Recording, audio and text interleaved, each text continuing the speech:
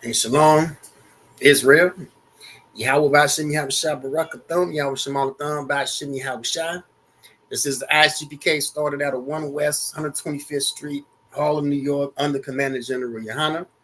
We teach the truth according to the Bible. We teach that so-called blacks, Hispanics, and North American Indians are the chosen people of God, the 12 tribes of the nation of Israel, the greatest people that ever walked the face of this earth, and our oppressor is the devil that the Bible speaks of. You're tuned in to Priest and Officer Howard Moore, ISUPK, Kentucky, and this is our Monday night history class. Now, before we get into it, I want to invite every so-called Black, Hispanic, or North American Indian to tune in to the weekly content, ISUPK Kentucky weekly content. Monday night, of course, is the history class, 9 p.m. Tuesday night, Brotherhood class, taught by Officer of 1,000 Amawanga Bar. That's 7 to 9 p.m. Wednesday night, Law class, hosted by Officer of 1,000 Asiapium. And Wednesday night, we got the podcast, ISUPK Kentucky podcast, Cry Out, Spare Not podcast, hosted by Officers of 1,000 Amawanga Bar and Asiapium. And come get the biblical breakdown. Come get the biblical solution to all of the viral videos floating across the internet. All right. But tonight, let's go ahead and get into it. All right. Tonight, let's go ahead on and get it. All right. Topic of tonight's class is what you didn't learn about slavery and Jim Crow. All right. What you ain't learned about slavery and Jim Crow. We're gonna get the other side of the story that you didn't learn about in school. We're gonna get the other side of the story that you didn't learn in these institutions of higher learning. We're gonna get the other side of the story that you didn't get in American civics class. We're gonna get the other side of the story that you didn't get in Pan-Africanism. All right. What you didn't learn about slavery and Jim Crow, ISUPK Kentucky under Commander General Yohana, Monday night history class. Let's get it. Let's go ahead and walk.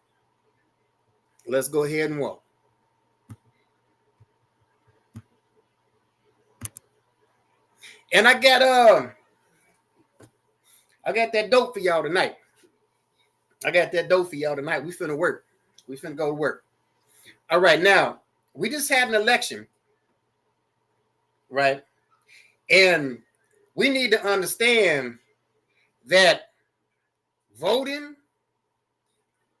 and America's history of slavery goes hand in hand. All right, how the president is picked through the Electoral College and not the popular vote goes hand in hand with America's history of slavery. All right, the Electoral College's racist origins. All this is finna fit together like a puzzle. Let's walk. All right, the United States, the Electoral College is a group of presidential electors that formed every 4 years during the presidential election for the sole purpose of voting for the president. This process is described in Article 2 of the U.S. Constitution. Again, why is this important? Because slavery and voting goes hand in hand. All right. Slavery and the way the president is picked through the Electoral College, it goes hand in hand. Let's walk. All right. Commentators today tend to downplay the extent to which race and slavery contributed to the framers' creation of the Electoral College. All right. Race and slavery contributed to the creation of the Electoral College. All right. In effect, whitewashing history. Of the considerations that factored into the framers' calculus, race and slavery were perhaps at the foremost. All right, so race and slavery was at the foremost of how the president was going to be picked. And this is important being in an election season. All right, race and slavery was at the forefront of how the president was going to be picked. Let's walk.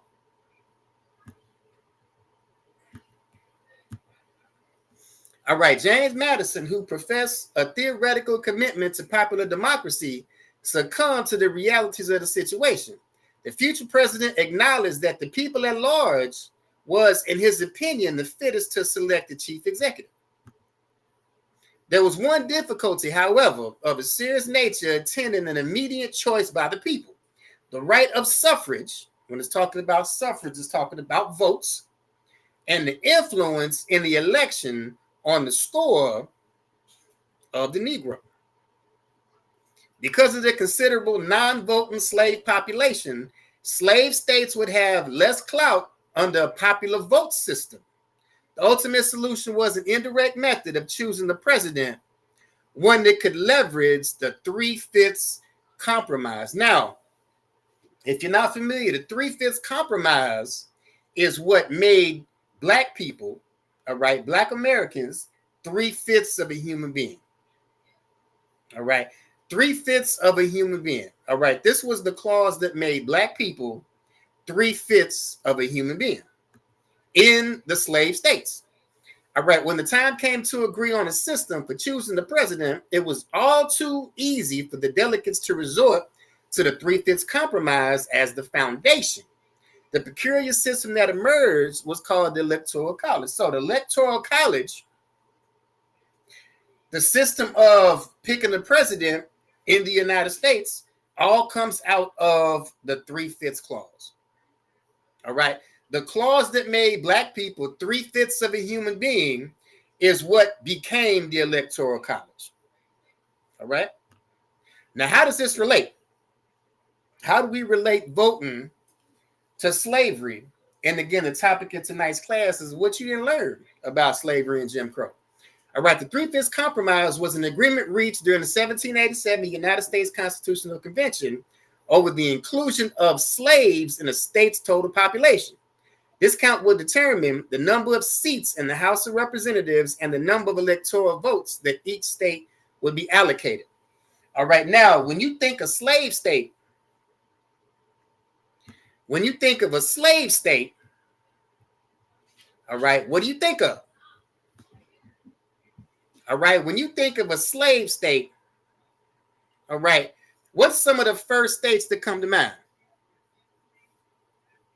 All right, when you think of a slave state, what are some of the states that come to mind? Now, I want you to be careful because it says the 3/5 compromise, and again, that was the compromise that made Black people 3/5 of a human being. It says was reached in 1787.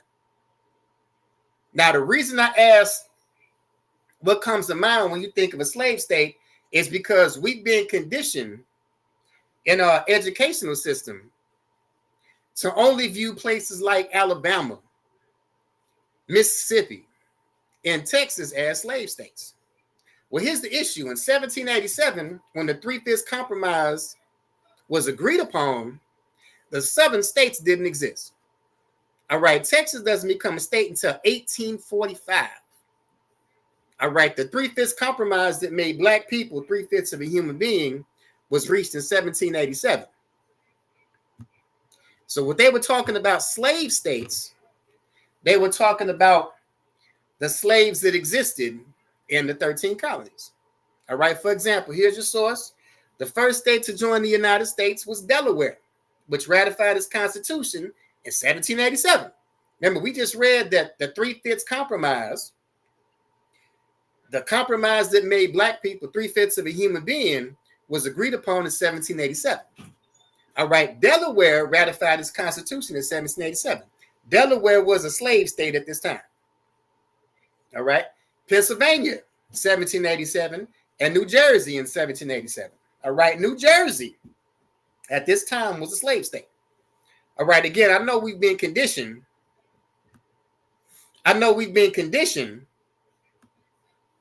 From our educational system that when we think slave state, we think Alabama. We think Texas, all right? But the 3/5 clause, the 3/5 compromise that made Black people 3/5 of a human being was in 1787. All right? The southern states don't exist in 1787. When it's talking about slaves in 1787, it's talking about slaves in Delaware. When it's talking about slaves in 1787, it's talking about slaves in New Jersey. Let's walk.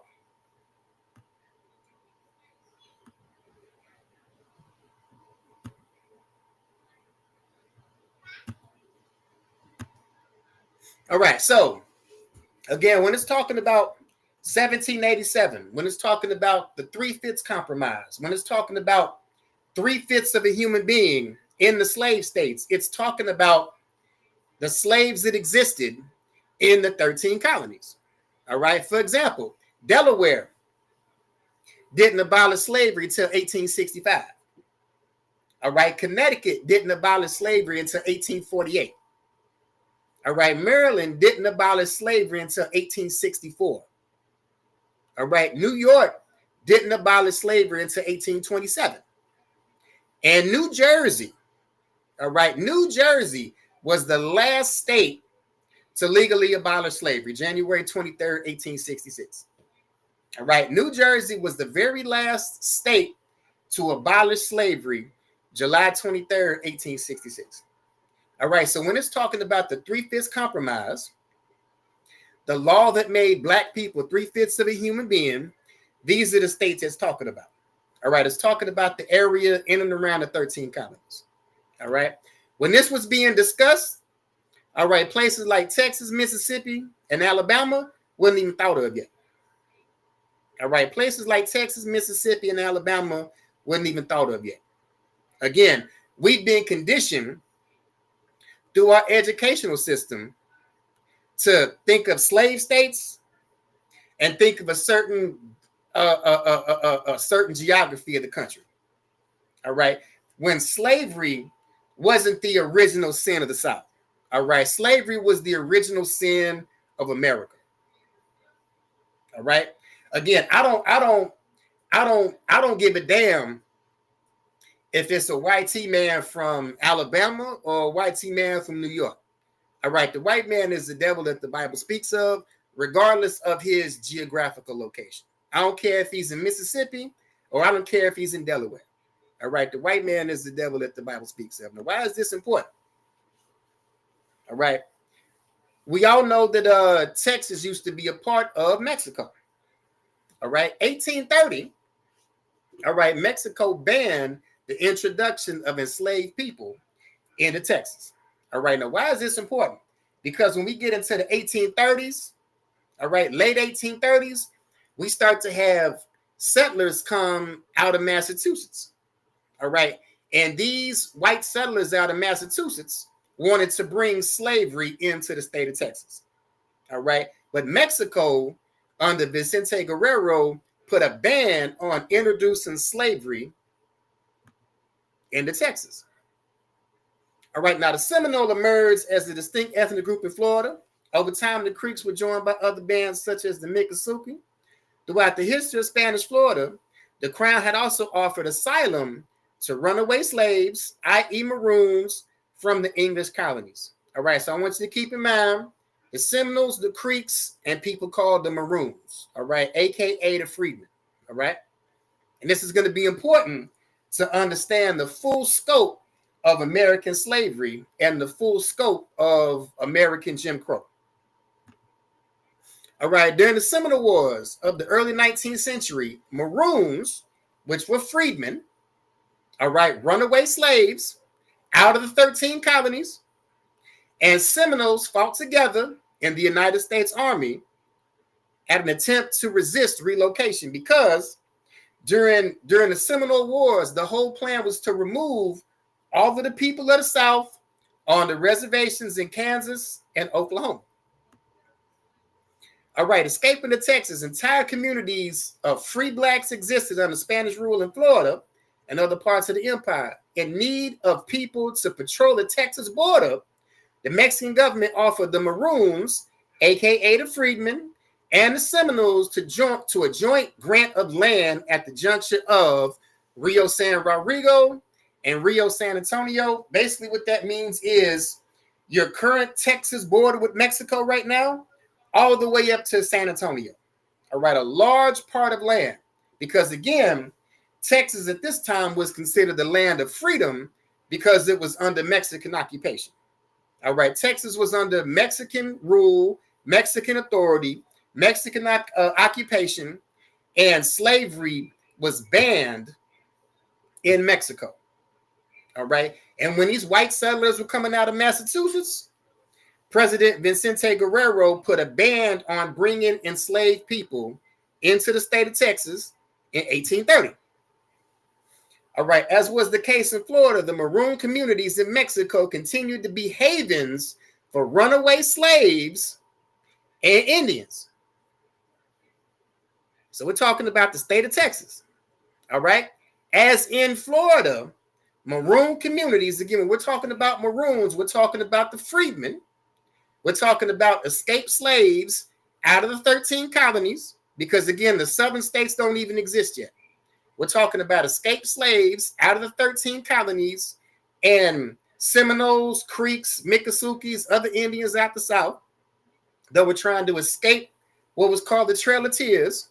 All of these people were escaping together into Texas under Mexican rule.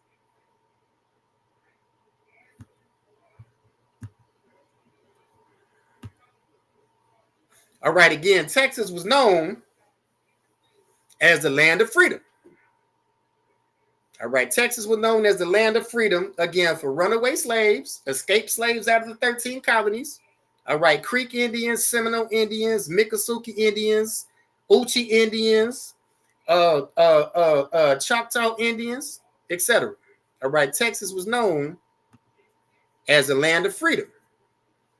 All right, and we had all of these tribes together, right, in Texas that would later on go to join the ranks of Buffalo Soldiers and become men of renown. Let's walk. Now, there was even a time when the United States didn't even want Texas. All right, there was a time the United States didn't even want Texas, and a book was written, How to Conquer Texas Before Texas Conquers Us. All right, because the United States was concerned that if they brought on Texas into the United States, that they would take over as Empire State over New York. This was 1845. All right, as slavery does not exist by law and is not likely to be introduced into any of the territory acquired by the United States from the Republic of Mexico, it is inexpedient for Congress to provide by law either for its introduction into or exclusion from any part of the said territory. This was the Compromise of 1850. It's saying that slavery does not exist in any of this territory acquired by Mexico. All right. Texas becomes a state in 1845, and by the Compromise of 1850, all right, according to this document, slavery doesn't exist in any of these territories. All right, so slavery was brought into the state of Texas after it becomes a part of the United States, after the Compromise of 1850, and then was abolished June 19, 1865. So for a period of about 15 years, the state of Texas had slavery. Unlike places like New Jersey. Like I said, this is what you didn't learn about slavery and Jim Crow. But before we get into it, man, I want to shout out my Seminole Indians. All right, shout out my Seminole Indians that held that line against the expansion of the 13 colonies. All right, shout out my freedmen that always stood on business. All right, shout out my freedmen. And where my Mexicans at? All right, shout out to the Mexicans, the biblical tribe of Issachar. All right, the ones that stood side by side in the face of oppression and in the face of our enemy, the devil that the Bible speaks of. Let's go ahead and get on and let's get into the meat of it. Let's get into the meat of it. This is what you didn't learn. About slavery and Jim Crow. Telling the truth about New Jersey's slave history. Again, we've been conditioned to think when we think slavery, we think of the South. We think of a certain geographical location of the United States. All right, the concessions and agreements of 1664 encouraged and rewarded slavery by granting land to settlers according to the number of slaves and servants they had. So people coming over here from Europe in the 1600s and settling in the territory that would later become the state of New Jersey, all right, they were rewarded land by the amount of slaves they brought in. The more slaves you had, the more land grants you were given. All right, the first slaves that were brought to New Jersey in the early 1600s by the Dutch colonists and later continued by the British. New Jersey had slaves for over 300 years, from the early 1600s until 1866. Like I said, New Jersey was the last state in the United States to abolish slavery. All right. New Jersey held slaves for over 300 years, from the early 1600s until 1866. Again, New Jersey was the last state in the United States to abolish slavery. Let's walk. All right, so now we're going to get into Jim Crow and segregation, because again, when we think Jim Crow and segregation, we think about the movies, we think about textbooks that we read in school. All right, we think about Montgomery, Alabama, we think about Selma, Alabama, we think about Little Rock, Arkansas. But segregation and Jim Crow existed all over the United States. All right, the Midwest hides a history of racial terror and segregation. All right, decades of policies and practices have excluded and disadvantaged Black Americans in the region, and they still reverberate today. All right, the demure white supremacy of the Midwest. All right, beneath the veneer of niceness, the Midwest is among the very worst places to live in the United States if you're a person of color. Now, I lived in the Midwest for a short while. And when I moved to Kentucky, and somebody said, well, you know, at least down here, you know what you're dealing with. All right, you know what you get when we're dealing with white folks. Okay, again, because we have this belief that somehow white folks in the Midwest or white folks on the East Coast, all right, are better or nicer than white folks in the South.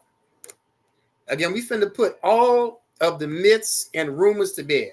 All right, we're going to do the real history of slavery in America, the real history of segregation and Jim Crow. All right, it said this is what historian and University of Iowa professor Colin Gordon discovered while completing a report for the Iowa Policy Project titled Race in the Heartland, Equity, Opportunity, and Public Policy in the Midwest.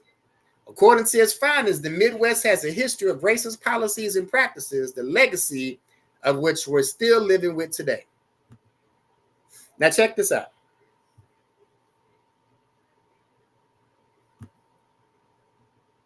All right, this says, all right, it says the presence of segregation is the absence of democracy. Jim Crow must go. Now, this wasn't in Selma. All right, this was in Detroit, Michigan. All right, this was in the Detroit News. All right, this isn't Montgomery, Alabama. This is Detroit, Michigan. Again, we finna get into the real history of slavery and Jim Crow tonight. All right, this is Michigan, 1963. This is Michigan, 1963. You have people protesting segregation in Michigan, 1963. All right, Michigan segregated pass. How redlining from the 1930s impacts housing patterns in 9 Michigan cities today. All right, there are U.S. government descriptions of neighborhoods in Kalamazoo, Detroit, Battle Creek, and Pontiac in the 1930s in language that makes it clear that Negro homeowners were bad for real estate. All right, it says Negro homeowners were bad for real estate in the Midwest, in Michigan. All right, I took this from an application for a home loan. All right, this is off of an application for a home loan. It says undesirables, aliens, and Negroes. All right, this wasn't in Mississippi.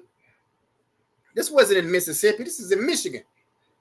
All right, Black Americans and other minorities have long faced discrimination in the housing market from real estate agents, landlords, and sellers. The federal government became an active part in that discrimination in the 1930s. All right, the federal government, the United States government, became an active part in discrimination and racial segregation in Michigan, 1930s, when it began to explicitly use race and ethnicity to determine whether home buyers were eligible for government-backed loans, in effect keeping some neighborhoods white and confining blacks and other minorities to less desirable areas of American cities. All right. The history of redlining existed all across the United States. All right. Blacks were largely blocked from federally backed mortgages, not because of their incomes or credit scores, but because of race. Divisions of neighborhoods persisted in many parts of Michigan cities and regions, with the Detroit and Saginaw areas among the most segregated in the nation. All right, Detroit and Saginaw in Michigan, in the Midwest, up north, are among the most segregated in the entire nation. All right, here's Ohio, 1938. Ohio, 1938. Now type in the comments if you knew this. All right, whites only pies in Ohio. Whites only pies in Ohio. We cater to white trade only. All right, whites only pies, Ohio, 1938. All right, here's Ohio, 1956. All right, protest and segregation in Ohio, in so-called America's heartland. All right, not somewhere in Houston, not somewhere in Little Rock, Arkansas, but in Ohio. All right, when their school district refused to integrate after Brown versus Board of Education, a group of black mothers in southwestern Ohio marched their children to the white school, demanded admission only to be turned away every day for 2 years. The activism resulted in one of the longest sustained protests of the civil rights era, one that began before and lasted longer than the Montgomery bus boycott. I don't want y'all to keep this in mind. All right. This is one of the longest sustained protests of the civil rights era and began for and lasted longer than the Montgomery bus boycott. I'm going to keep this on the screen for a second.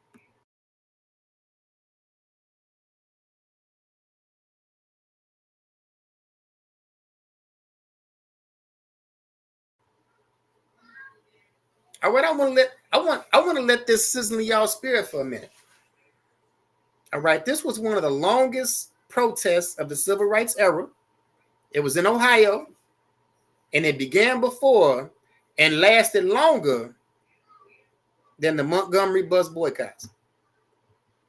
Again, tonight you're getting the real history, what you didn't learn about slavery and Jim Crow. All right, 1941, New Jersey had 70 districts with some form of formal segregation, meaning it wasn't just some under the rug segregation. This was legalized, state-sanctioned segregation in New Jersey. After World War II and the promulgation of 1947 Constitution, New Jersey's legally sanctioned segregation mostly went by the school boards. All right, it says our schools are more segregated than where? Alabama. All right, but we've been conditioned to think that the white man up north is so much better than the white man down south. All right, but I'm here to say, all right, the white man is the devil regardless of geographic location. All right, New Jersey schools are more segregated than Alabama. All right, separate and unequal racial and ethnic segregation and case for school funding reparations in New Jersey. All right, 1910, Baltimore, be more. All right, we're in Maryland now. And I'm going to walk this all the way. I'm going to walk this all the way. All right. Became the first city in the United States to institutionalize segregation. All right. Not Selma, not Tallahassee, not Montgomery, not Little Rock, not Houston, but Baltimore, Maryland, way up on the East Coast, became the first city in the United States to institutionalize segregation. The mayor signed a law prohibiting black and white people from living in the same areas.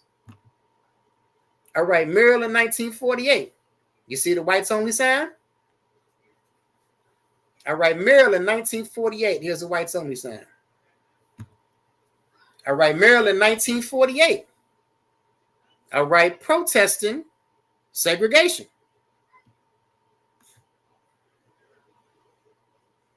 All right, Maryland, 1952. Maryland, 1952. More protests on racial segregation. In Maryland, all the way up north on the East Coast. All right, Maryland, 1954. All right, more segregation protests. Now this looks like a mob. This looks like a mob down in Little Rock. All right, when they were trying to escort those black children into school. All right, in that white school. This looks like a mob finna form in Maryland in 1954.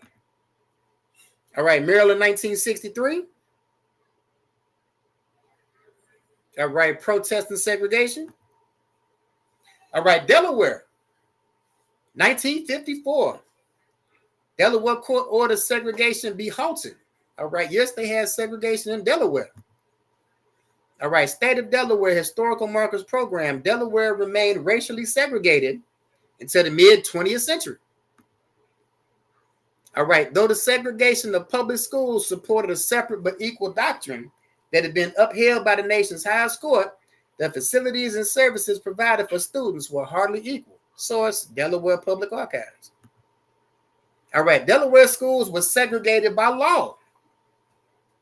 All right, this was state-issued, state-sanctioned segregation. All right, racial segregation in Delaware. And the state's constitution required separate schools for black and white children. All right, black people lived in the city of Rehoboth Beach, Delaware, worked at the hotels, restaurants, country clubs, and in the homes of white residents and beachgoers in the position as cooks, waiters, nannies, and housekeepers, and chauffeurs, but they were unable to patronize those same establishments. All right. Again, when we think about segregation in Jim Crow, we think about black and white separated facilities in Jackson, Mississippi. All right, and don't even think about places like Baltimore, Maryland. All right, places in Delaware. But it's gonna get worse. It's gonna get worse in a minute. It says, in our Delaware society, a state-imposed segregation itself revolts in Negro children as a class receiving educational opportunities which is substantially inferior to those available to white children, otherwise similarly situated. All right, Seitz wrote in his decision, which was cited by the Supreme Court in his Brown versus Board of Education ruling. All right, here's Delaware. Again, protest of racial segregation. All right, they had segregated beaches in Delaware. Segregated beaches in Delaware. Up north, on the East Coast. Part of the 13 colonies we talked about. All right, segregated beaches in Jim Crow, Delaware.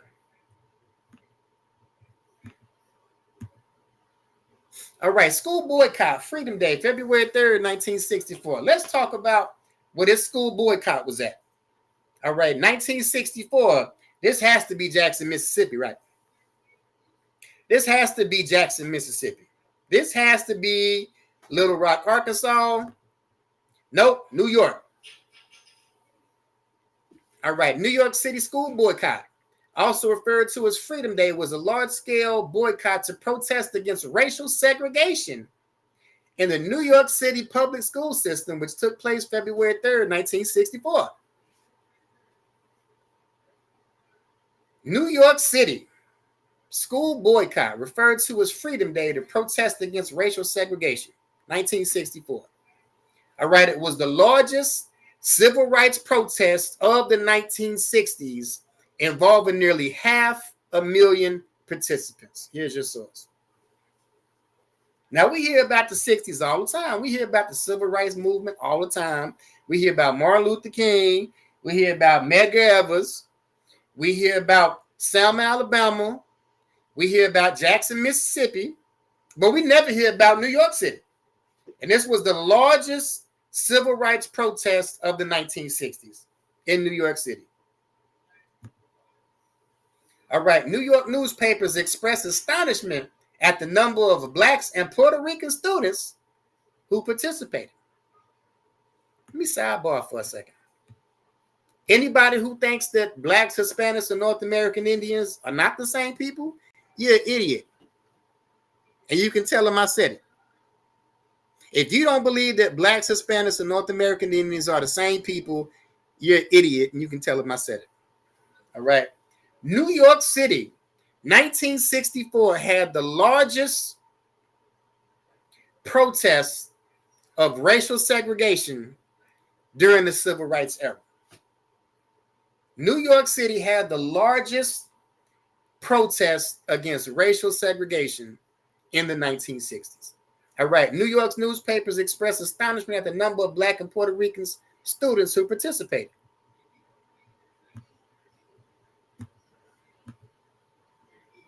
All right, despite being a significant event in the history of the civil rights movement, the New York City school boycott does not appear predominantly or prominently in U.S. history textbooks.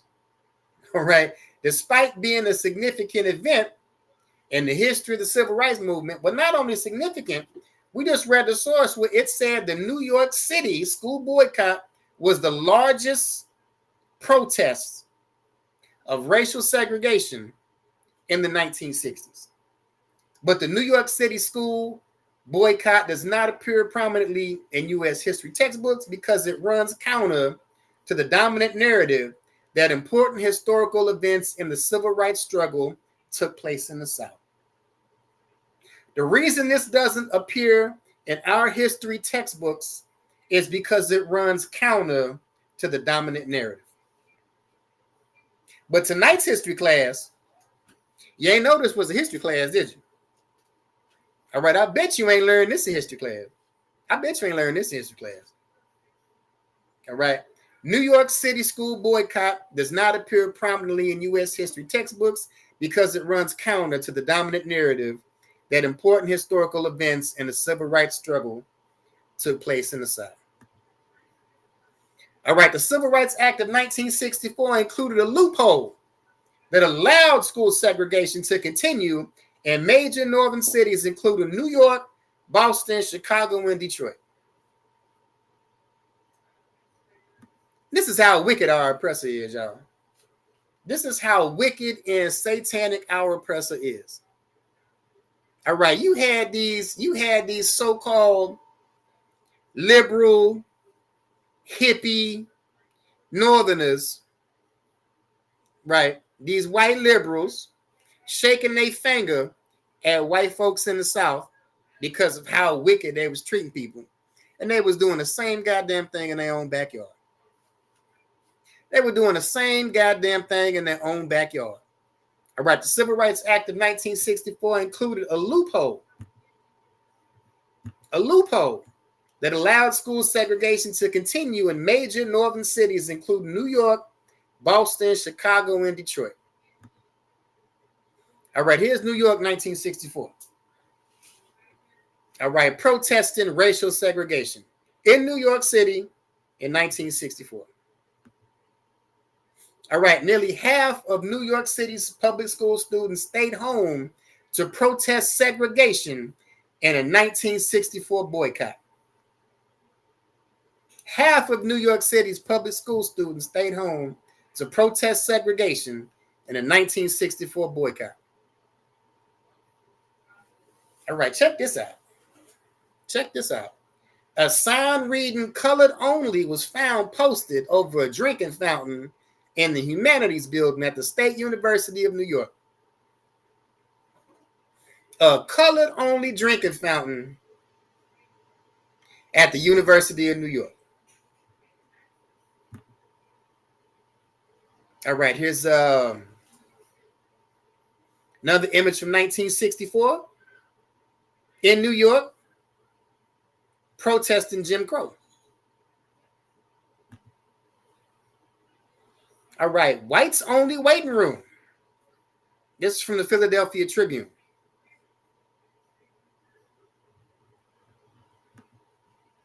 All right, not Montgomery, not Selma,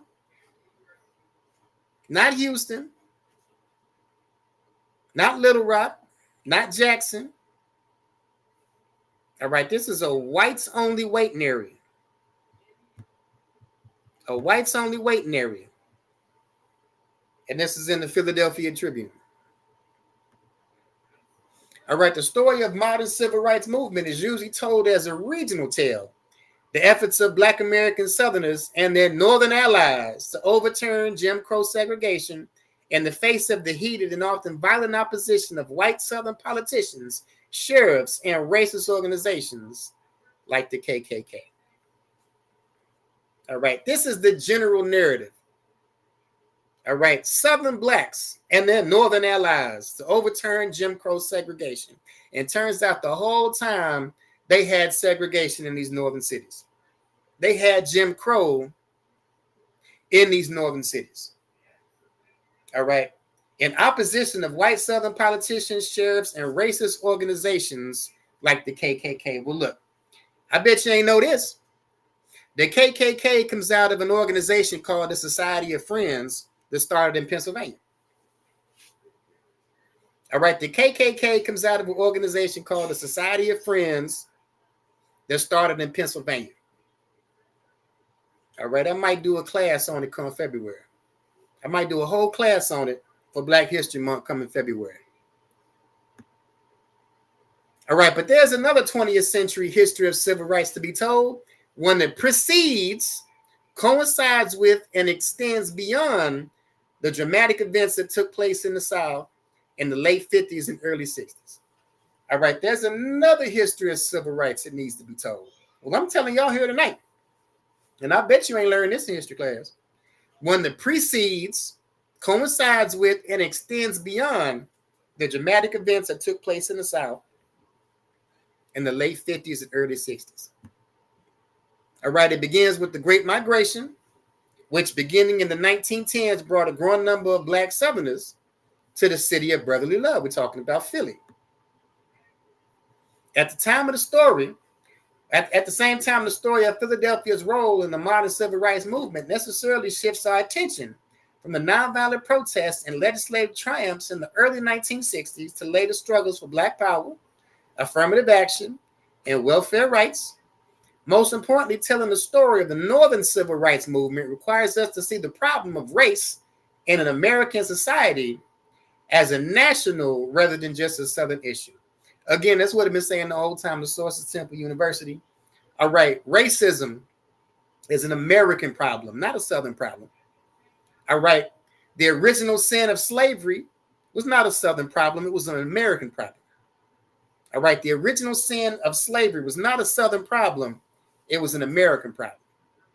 All right, the white man in the South is not the problem. The white man, period, is the problem. All right, the white man is the devil, regardless of geographic location.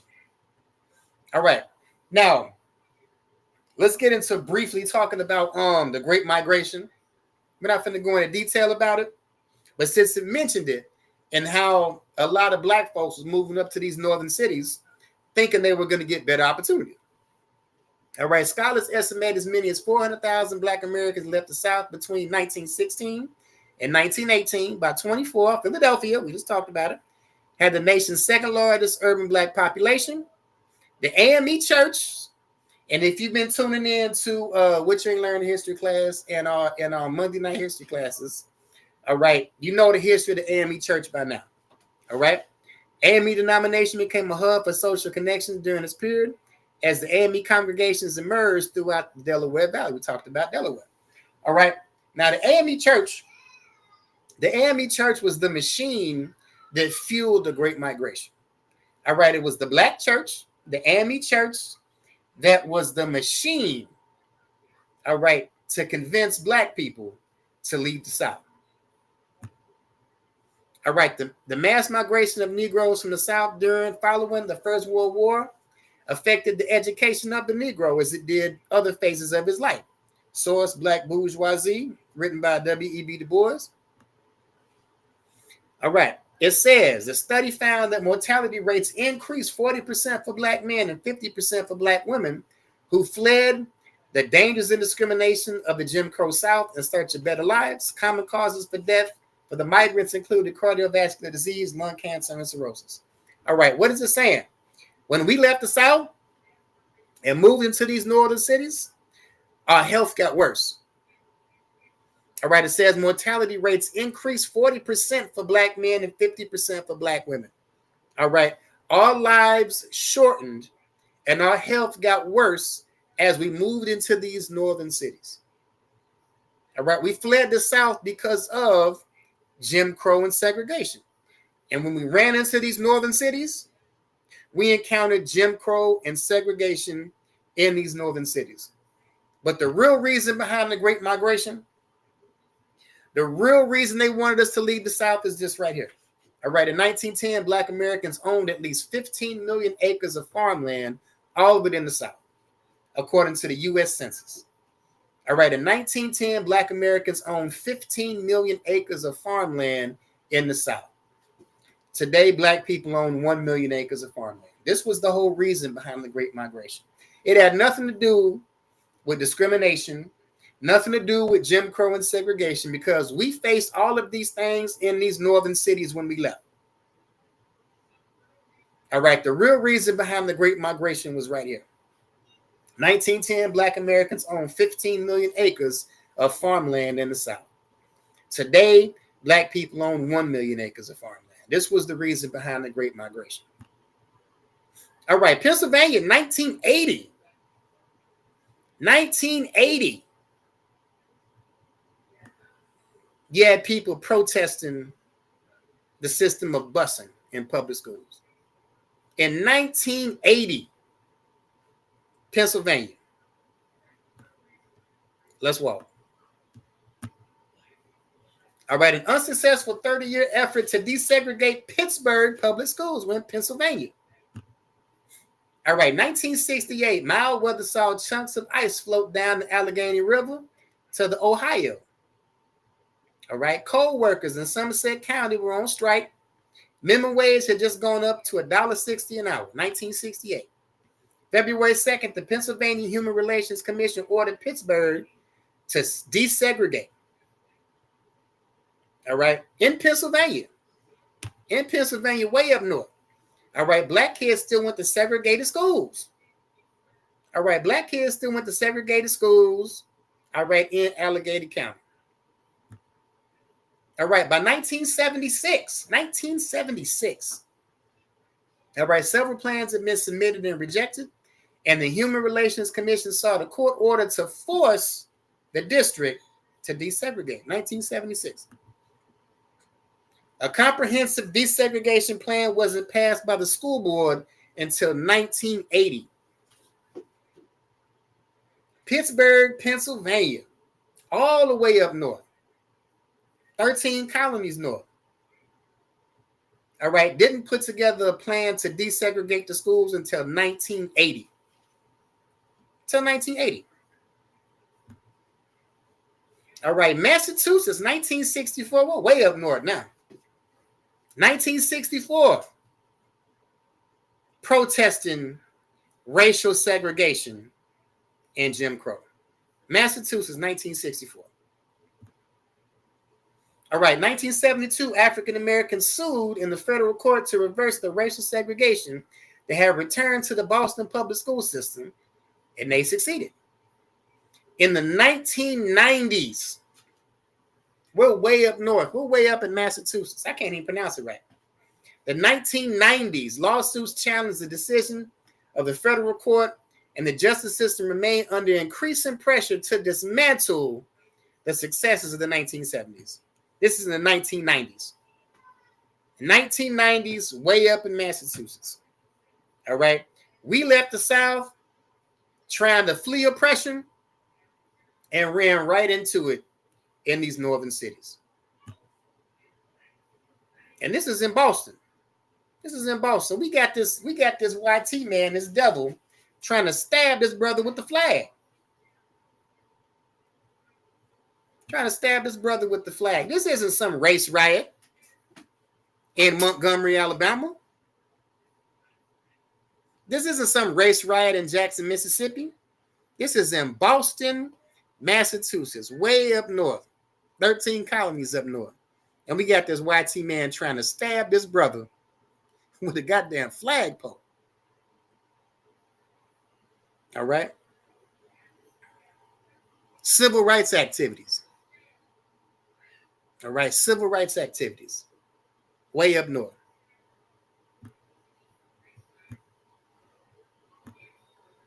But let's drop that. Again, ISUPK, Kentucky, under Commander General Yohana. Topic of tonight's class, what you didn't learn about slavery and Jim Crow. But let's go into the Bible. Let's see what the Bible says. All right, one of my favorite scriptures in the Bible, Deuteronomy 7:6. For thou art an holy people unto the Lord thy God. The Lord thy God hath chosen thee to be a special people unto himself above all people that are upon the face of the earth. All right, so when the Bible says thou art an holy people, all right, it's talking about the children of Israel, talking about blacks, Hispanics, and North American Indians, calling us a holy people.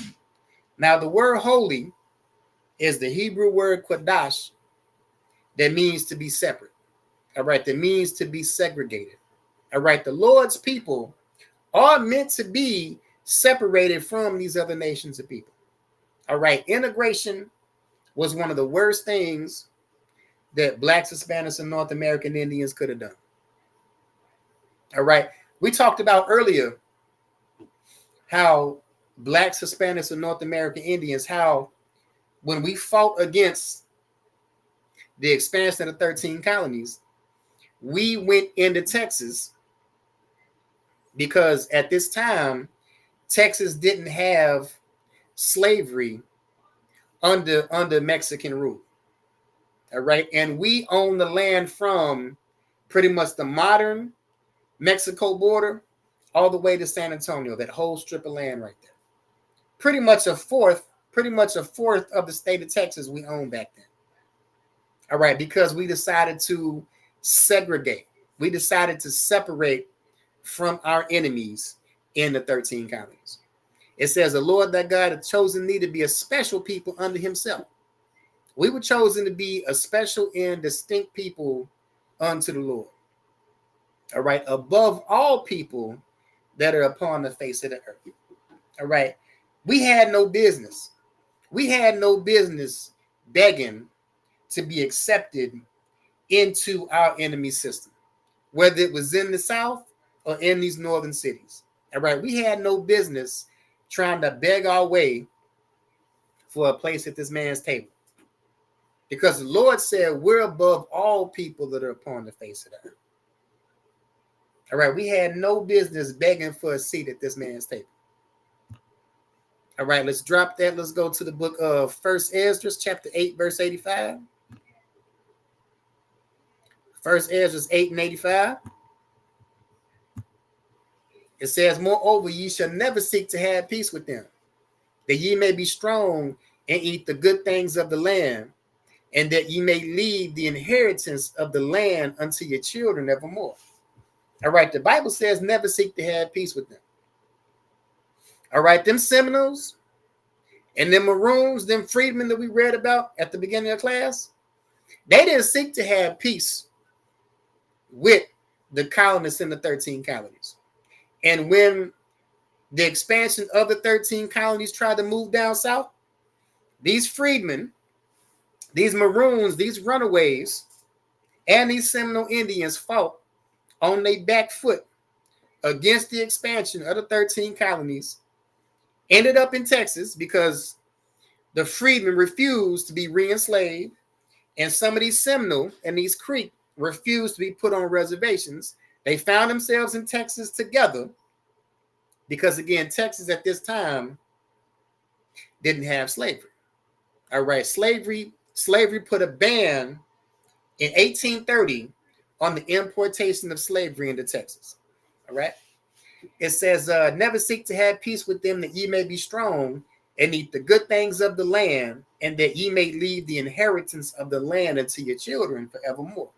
The reason we don't have an inheritance to leave today is because we beg to be a part of another man's inheritance.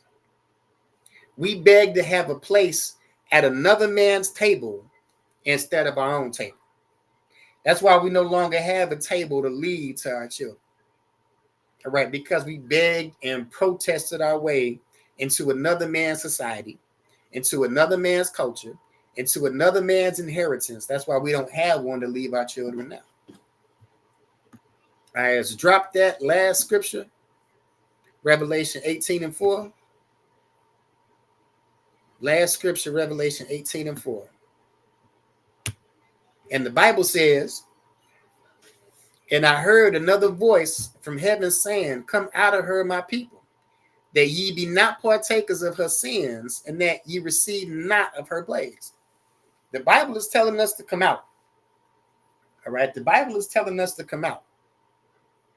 All right. That ye be not partakers of her sins. I don't know if you noticed, but since the 60s and since the era of integration, all right, the sins of our enemy have been running loose. All right, the sins of our enemies have been running loose.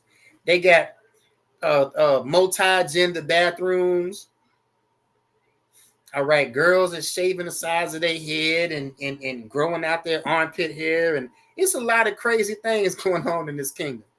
All right, men can marry men and women can marry women, and boys can be girls and girls can be boys, and you can identify as a cat. Look, the sins of this place is running wild. All right, the sins of this place is running wild. And these sins has been put right in our face. I can't turn on the TV right now.